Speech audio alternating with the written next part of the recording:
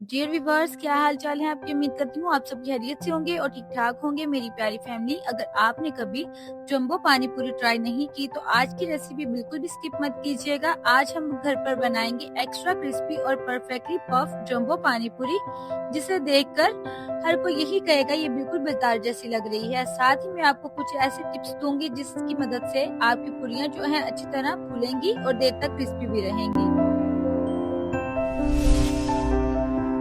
तो चलिए आइए रेसिपी स्टार्ट कर लेते हैं। मैं इसमें सिर्फ मैदा नहीं बल्कि सूजी ऐड कर रही हूँ। सूजी की वजह से जो पानी पूरी है वो ज़्यादा देर क्रिस्पी बनती है और ज़्यादा देर तक अपना क्रंच जो है वो मेंटेन रखती है। तो चलिए यहाँ पे 1 कप मैंने सूजी ली थी मोटे वाली, और साथ ही हम इसमें जो कप का चौथा हिस्सा होता है वो मैंने यहाँ पे मैदे का ऐड किया, यानी कि 2 टेबलस्पून मैंने इसमें मैदा ऐड कर दिया है। तो चलें साथ ही हम इसमें एक जो छोटी वाली चुटकी होती है, जो चमची का बैक का पोर्शन होता है, उतना हमने इसमें बेकिंग सोडा और बेकिंग पाउडर और थोड़ा-सा हमने 2 चुटकी इसमें नमक ऐड किया है टेस्ट के लिए।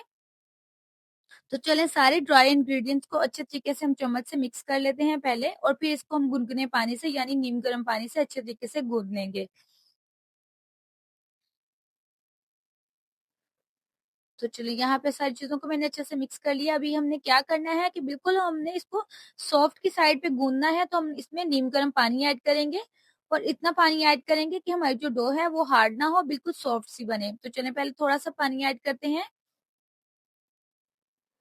चलिए यहाँ पे बिल्कुल हम लोगों ने सॉफ्ट जो है डो को तैयार करना है। जितनी हमारी जो डो होगी सॉफ्ट, उतनी ही जो हमारी पूरियां हैं वो अच्छी तरीके से फूल जाएंगी। तो यहाँ पे बिल्कुल ये सॉफ्ट आपको नजर आ रही है। तो चलिए यहाँ पे ये अच्छे तरीके से मैंने बस इसको ज्यादा देर तक के लिए गूंदना नहीं है, बस हल्का से इसको गूंदना है पानी से, ताकि ये एक सॉफ्ट सी डो हो जाए।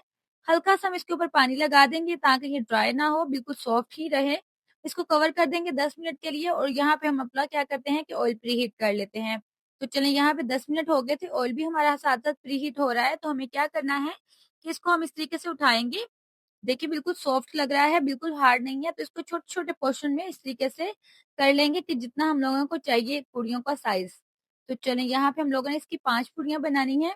तो क्या करेंगे, सबसे पहले हम इस पे थोड़ा-सा ड्राई फ्लावर लगाएँगे और इसको इस तरीके से बनाना स्टार्ट करेंगे। यहाँ पे मैंने इसके छोटे-छोटे बॉल्स बना लिए थे और इस तरीके से हम इस पे रखते जाएँगे।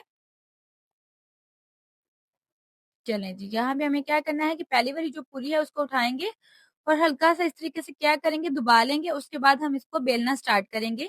आप लोगों ने कोशिश करनी है कि जो सेंटर की जगह होगी उसको ज़्यादा बारीक नहीं करना है, इक्वली सारी जगहों से आपने वैसे ही बेलना है जैसे हम रोटी को बेलते हैं।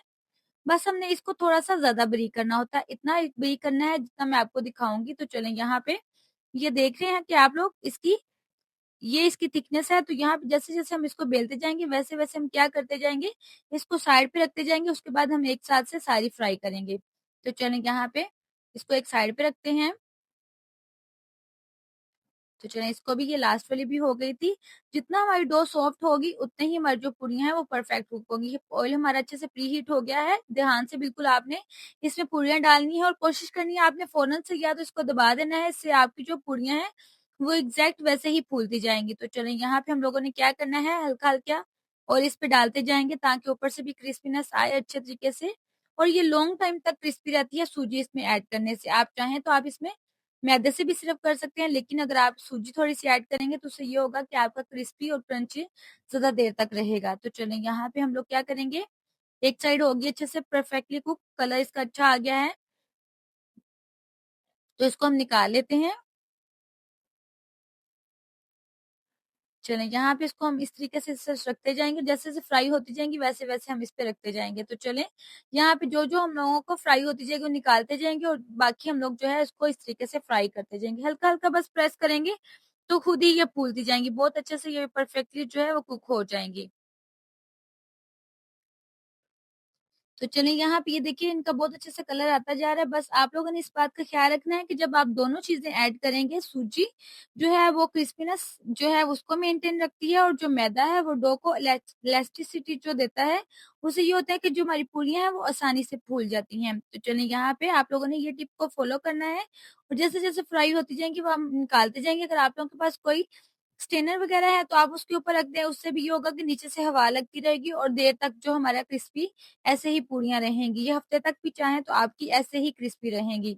तो चलें यहाँ पे ये बहुत अच्छे से हो गई हैं। अब डिपेंड करता है कि आप लोगों ने इसकी फिलिंग कैसे करनी है, तो वो भी मैं आपको आगे जाके बताऊँगी कि हम लोगों ने इसकी फिलिंग कैसे करनी है। तो चलिए यहाँ पे ये देखिए हल्का-सा मैंने इसको दबा दिया है ताकि नीचे तक अच्छा सा कलर आ जाए, और ये आप लोगों ने टेंशन नहीं लेनी कि ये टूट जाएँगी या फिर इस तरीके से दबाने से ये हमारी जो क्रिस्पी पूरियाँ हैं वो फट जाएँगी, ऐसा कुछ नहीं होगा। आसानी से हल्के हाथों से आप बस फ्राई करते जाएँ और निकालते जाएँ। तो चलिए ये लास्ट वाली भी हो गई थी, अब क्या करते हैं कि हम लोग इसको थोड़ी देर के लिए ठंडा करते हैं। तो यहाँ पे क्या करेंगे कि हम लोग इन सबको साइड पे कर लेंगे पूरियों को, और एक को मैं आपको फिल करके दिखाऊँगी कि हमने इसको कैसे फिल करना है। तो चलिए यहाँ पे इसको हम सेंटर में करते हैं और हल्का सा इस तरीके से ऊपर तोड़ लेते हैं। आप देख रहे हैं कि इसकी क्रिस्पीनेस जो है वैसे ही है, बिल्कुल भी सॉफ्ट नहीं है। तो क्या करेंगे हम लोग इसको इस तरीके से उतना तोड़ लेंगे कि जितना हम लोगों को इसमें फिलिंग करने के लिए जगह चाहिए।